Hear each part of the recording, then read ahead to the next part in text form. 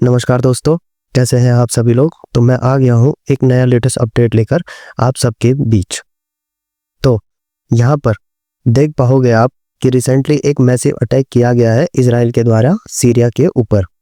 यह Syrian government की main building है जहाँ पे इनके प्रेसिडेंट बैठते हैं, इनकी सरकार चलती है।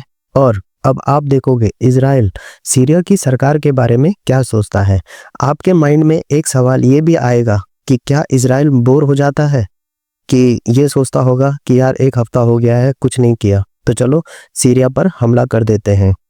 सीरिया में जो आजकल हो रहा है उससे पहले आपको यह समझने के लिए आपको एक स्पेशल रिलीजन के बारे में जानना होगा। द्रूस द्रूस के लोग बहुत कम लोग जानते होंगे इनके बारे में। बहुत ही एक मिस्टीरियस कम्युनिटी है और रिसेंटली इन्हीं के इशू को लेकर, इन्हीं की प्रोटेक्शन को लेकर इजराइल ने डिसाइड यह किया है कि it's time to destroy Syria. Syria की जो कैपिटल है दमास्कस, उस पर इजराइल ने हैवी बॉम्बिंग करना शुरू कर दिया है। एक बड़ी बॉर्डर शेयर करता है सीरिया इजराइल के साथ। और आप अगर यहाँ पर यह सोच रहे हैं कि सडनली इजराइल अटैक क्यों कर रहा है सीरिया के ऊपर, तो इसके लिए पहले एक बार पॉपुलेशन डेमोग्राफिक समझते हैं।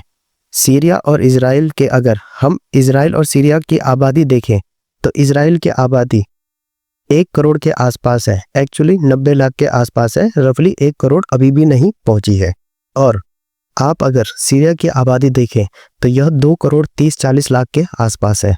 दोनों ही देशों में आपको 1 से लेकर 3% तक के आसपास एक स्पेशल रिलीजियस कम्युनिटी के लोग मिलेंगे, वो है द्रूज धर्म। द्रूज धर्म के लोग, द्रूज अपने आप में एक बहुत ही ज़्यादा यूनिक रिलीजन है। द्रूज दुनिया के कुछ गिने चुने रिलीजन्स में से है जिनमें आप कन्वर्ट नहीं कर सकते। अगर आप मान लीजिए कि किसी भी रिलीजन के हैं तो आप कल के दिन कन्वर्ट होकर क्रिश्चियन बन सकते हैं या हिंदू बन सकते हैं।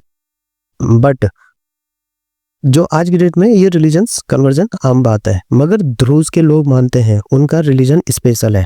आप बस पैदा हो सकते हैं इस रिलीजन में, आप कन्वर्ट होके इस रिलीजन का पार्ट नहीं बन सकते। इसीलिए कहीं भी अगर आप देखो, हिस्ट्री में भी कभी भी पढ़ लो, द्रूज के लोगों की आबादी हमेशा कम ही रही है। बहुत ही रेयरली देखा जाता है कि ये लोग रिलीजन के बाहर शादी करते हैं। बहुत कम, मतलब 0.1% के आसपास लोग बाहर शादी करते हैं। नहीं तो क्या है, ज़्यादातर द्रूज फेथ के लोग आपस में ही शादी करते हैं। और इनका रिलीजन काफ़ी मिस्टीरियस है। यह लोग फिलॉसफी पर ज़्यादा फोकस करते हैं। अब बेंजामिन नेतन्याहू ने ओपनली डिक्लेयर कर रखा है कि इजराइल की डिफेंस फोर्स हमेशा द्रूज लोगों की रक्षा करने के लिए आगे आएगी, क्योंकि द्रूज लोग देखिए वैसे काफ़ी हद तक प्रो इजरायली रहते हैं, चाहे सीरिया में हो या फिर वो इजराइल में हो। तो नेतन्याहू ने कई बार, मतलब कई महीनों पहले ये कह रखा है कि द्रूज के लोगों पर अगर अत्याचार होगा तो इजराइल की डिफेंस फोर्स हरकत में आएगी। अब अगला सवाल आपका यह आएगा कि सीरिया में जो द्रूज के लोग हैं, जो उनकी पॉपुलेशन है 2 से 3% के आसपास, क्या उनके ऊपर अत्याचार हो रहा है? तो इसका जवाब है जी हाँ। सीरिया में, जैसे आप लोग जानते हैं, बशर अल असद की सरकार खत्म हो चुकी है, वह भाग गए हैं रसिया अपनी फैमिली के साथ। अब आज के समय सीरिया के नए प्रेसिडेंट है अहमद अल सारा। ऑल्दो प्रेसिडेंट अहमद ने जब अपनी सत्ता संभाली सीरिया में, तो इन्होंने बोला था कि अब मैं सारे रिलीजन के लोगों की रक्षा करूंगा, मगर यह बस भाषण था। ग्राउंड लेवल पर क्रिश्चियंस और द्रूज कम्युनिटी के लोगों पर खूब अत्याचार हुआ।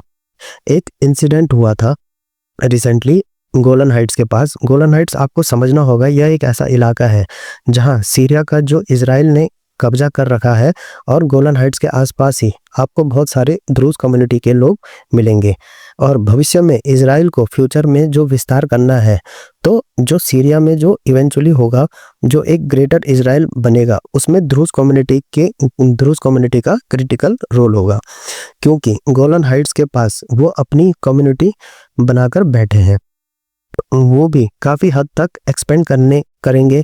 तो अचानक से क्या होता है कि सीरिया पे जो नए प्रेसिडेंट के लोग हैं, जो रॉयल लोग हैं, वो लोग अटैक करना स्टार्ट कर देते हैं द्रूज धर्म के लोगों पर।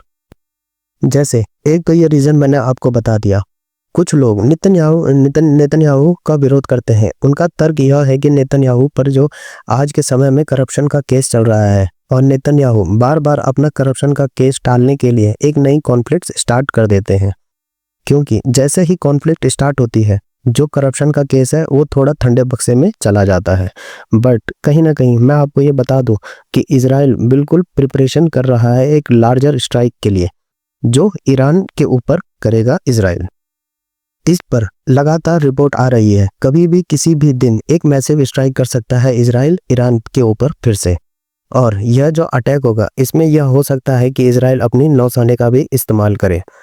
तो इजराइल अभी कहीं से भी आप यह मान लीजिए कि अपनी कॉन्फ्लिक्ट्स को ख़त्म करना नहीं चाह रहा है, क्योंकि कहीं ना कहीं डोनाल्ड ट्रंप का कहीं ना कहीं डोनाल्ड ट्रंप का तो फुली सपोर्ट हरदम इजराइल को रहा है।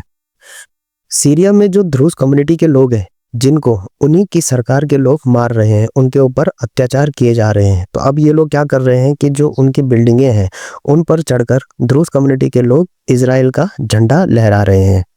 द्रूज रिलीजन एक्चुअली इस्लाम का एक ऑफशूट है और इस्लाम से ज़्यादा इनके एक डीपर हिस्टोरिकल रिलेशंस आपको मिलेंगे इस रिलीजन के।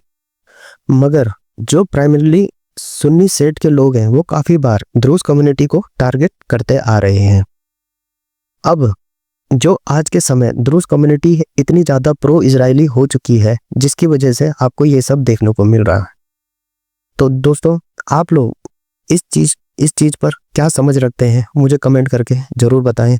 तो फिलहाल आज के लिए इतना ही, मिलता हूं मैं आपको दोबारा एक नए लेटेस्ट अपडेट के साथ, तब तक धन्यवाद।